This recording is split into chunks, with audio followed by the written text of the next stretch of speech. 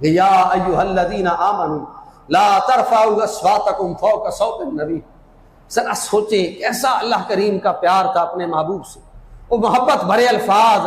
مالک نے اپنے محبوب کی بارگاہ میں بیٹھنے والے صحابہ جو تھے نا، کسی بات میں اختلاف ہو گیا، حضور بھی درمیان میں بیٹھے ہیں، صحابہ میں اختلاف ہو گیا. اب بحث چھڑی نا تو تھوڑی آواز اونچی ہو گئی. بظاہر حضور کے بارے میں کوئی بات نہیں ہوئی، سرکار کو کچھ نہیں کہا، کسی آپس میں بیٹھے ہیں، حضور کے غلام ہیں، کسی بات میں بحث مباحثہ ہوا، زبانیں اونچی ہو گئی، آواز بلند ہو گئی. رب نے قرآن نازل فرما دیا، فرمایا یا ایھا الذین آمنوا، اے میرے محبوب کی بارگاہ میں بیٹھنے والو، چاہے تم کامل ایمان والے ہو لیکن یہ یاد رکھو کہ لا ترفعوا اصواتکم فوق صوت النبی. اے محبوب کی بارگاہ میں بیٹھنے والو، اپنی آوازیں میرے محبوب کی بارگاہ میں بلند نہ کیا کرو. ولا تجہروا لہ بالقول کجہر بعضکم لبعض ان تحبط اعمالکم. اور جیسے ایک دوسرے کو بلاتے ہو نا، ویسے میرے محبوب کو مخاطب نہ کیا کرو. مالک کیا ہوگا اگر ایسا کر لیا؟ یہ کسے کہا جا رہا ہے؟ یہ کہا جا رہا ہے تو صدیق کو کہا جا رہا ہے، یہ عمر فاروق کو کہا جا رہا ہے، حضرت عثمان غنی، مولا علی شیر خدا کو کہا جا رہا ہے، طلحہ زبیر، انس بن مالک کو کہا جا رہا ہے کہ اے ایمان کی بنیادوں، اگر میرے محبوب کی بارگاہ میں تمہاری آواز اونچی ہو گئی، تمہاری عبادتیں ساری ضائع ہیں، عبادتیں ساری رائے گاہ ہے، صدیقیت ختم ہو جائے گی، فاروقیت ختم ہو جائے گی. اے عثمان غنی تیرا غنی ہونا ختم ہو جائے گا، اے علی تیرا شیر خدا ہونا ختم ہو جائے گا. اور فرمایا کیسے؟ ان تحبط اعمالکم وانتم لا تشعرون. فرمایا اگر میرے محبوب کی بارگاہ میں تمہاری آواز بلند ہو گئی تو مالک نے فرمایا ہم تمہاری زندگی کے سارے اعمال ضائع کر دیں گے.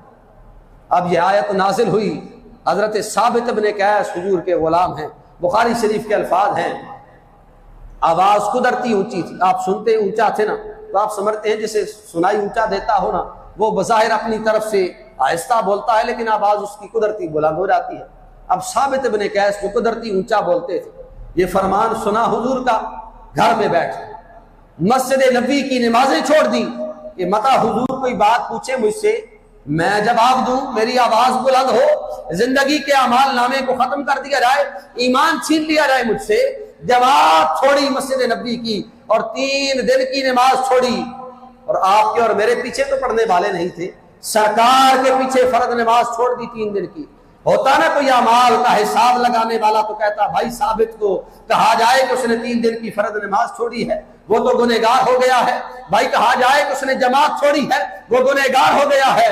تو اور میں جماعت چھوڑے ہم گنہگار ہیں، لیکن ثابت محبت رسول میں نماز چھوڑ رہا ہے، عزت رسول اور حرمت رسول میں نماز چھوڑ رہا ہے. سرکار نے 3 دنوں کے بعد پوچھا غلاموں ثابت نہیں نظر آ رہا؟ عرض کی حضور اس کی آواز قدرتی اونچی ہے، اس لیے نہیں آ رہا ہے کہ کہیں آواز بلند ہو اور زندگی کا سرمایہ نہ چلا جائے. حضور نے کہا بلایا جائے ثابت کو. میرے کریم محبوب کی بارگاہ میں آئے، گویا حضور نے اپنی محبت جس طرح کر سکتے تھے کی ہوگی. ساتھ حضور نے فرمایا لوگوں سنو، ثابت ابن قیس نے محبت کا حق ادا کر دیا ہے، آج ہم اسے نوازنے کا حق ادا کریں گے. فرمایا انت عیش سعیدہ وتموت شہیدہ وتدخل الجنہ اما ترضی. فرمایا ثابت کیا تو اس بات پہ راضی نہیں ہے؟